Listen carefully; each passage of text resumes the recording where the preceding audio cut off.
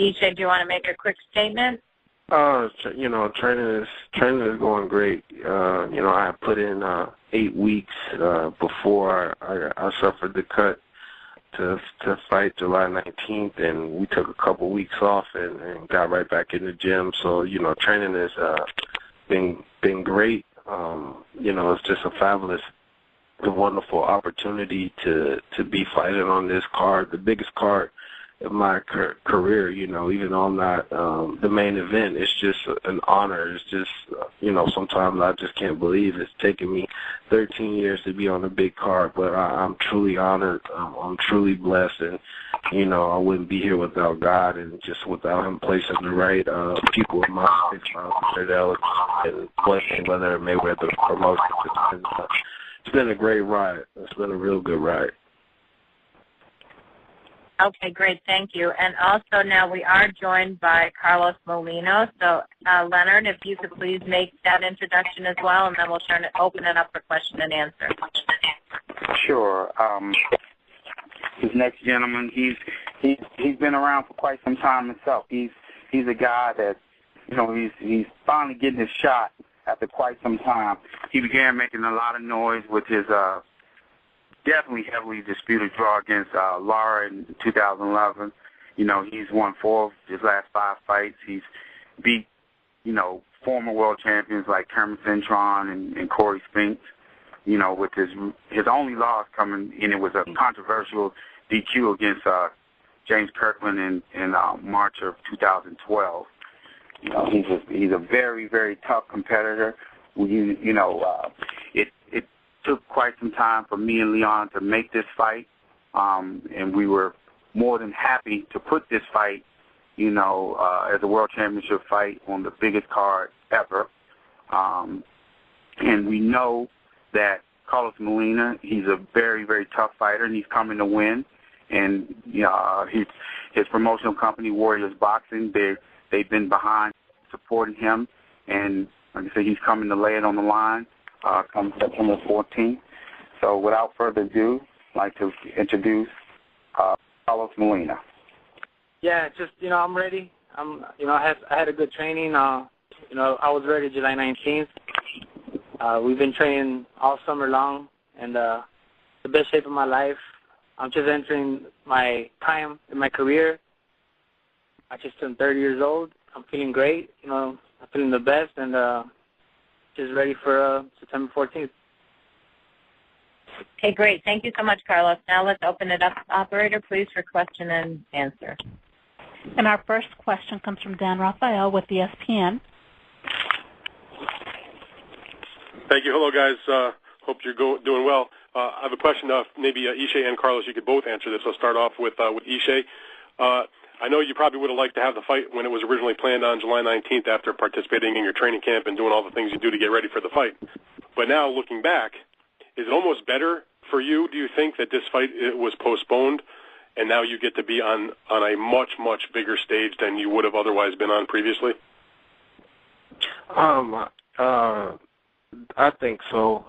It's a privilege to, like I said, to be on the biggest card of my career, bigger than any contender card I ever fought on, bigger than any show box main events, bigger than any HBO co-features I've been on. So it's a blessing.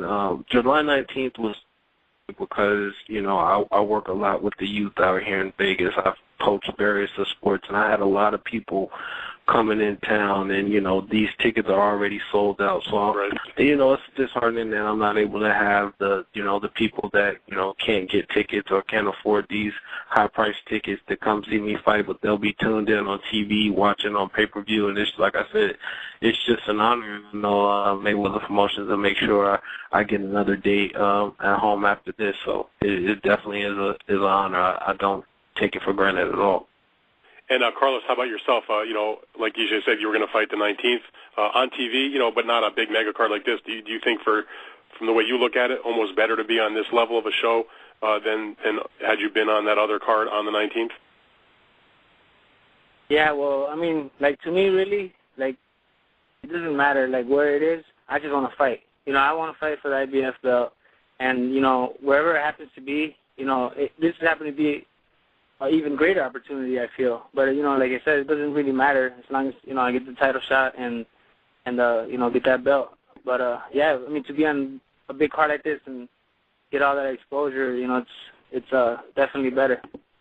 Well, especially because the main event happens to be taking place in the same weight class where you guys both fight. And certainly people will look at that main event, look at the winner of the fight between you two, and, certainly not out of the question that, if the winner wants to further unify the title, they would have to see you. Do you think about that as a prospect of, maybe a long shot, but landing a shot with the winner against Alvarez or Floyd? Yeah, definitely. I mean, definitely. Right now, first things first is Ishe. I'm ready for that fight. Get the belt. Without that, there's nothing else. But getting that and making a statement in this fight, and then being considered, just being on their radar for these guys. If they don't want to give me the fight right away, I'll be willing to fight anyone. Just keep winning, and sooner or later you might get that. All right, and I have just one other question for you, Ishe.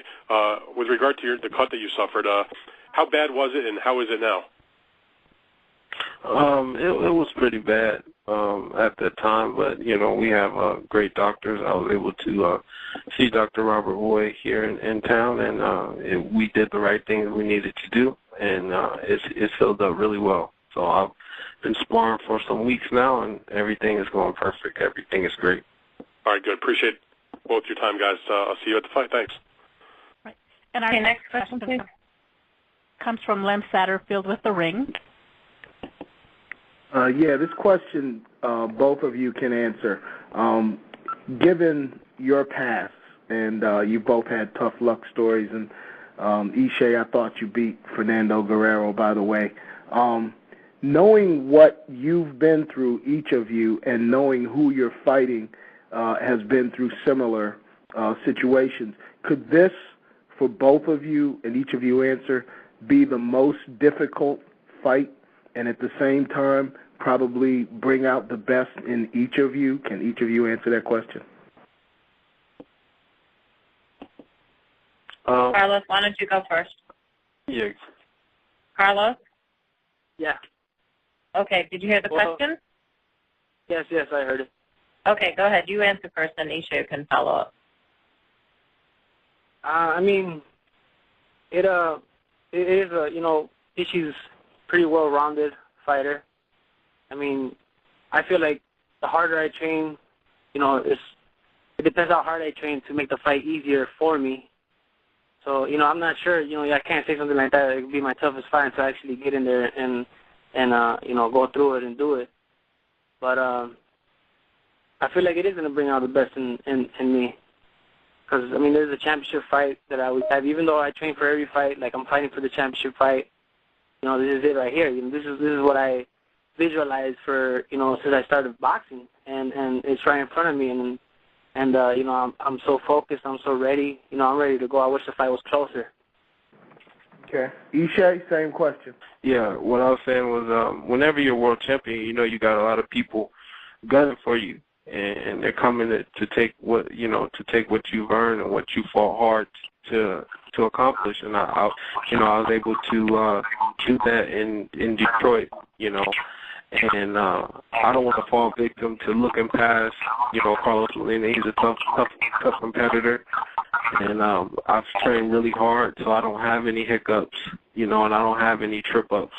This fight, we're in tremendous shape, and I'm ready to go. But I think it's going to be a good night of boxing. From the card is going to be great from top to bottom, and I'm looking forward to putting on a tremendous fight for all the Las Vegas fans and all the fans across the world who will be tuned in on pay-per-view. One more question for Ishe. Can you address Carlos's style? He's, have you faced anybody with, I guess, awkward would be the best word? I faced all kind of styles. They said K9 was going to be too big and strong for me, and he was awkward. You don't worry about styles. Skills pay the bills. And, and come September 14th, I'll be ready to go, and I'll be keeping my title here at home. So I don't worry about how he going to fight. I just have to listen to my coach, Eddie Mustafa Muhammad, and go out there and execute the game plan. And I felt like the one fight I didn't do that, where I didn't listen to him, was the only fight I lost with him, and that was Danny Jacobs. But as you said, I thought I beat Guerrero, and since I've been with Eddie, we haven't lost a fight at 154 pounds.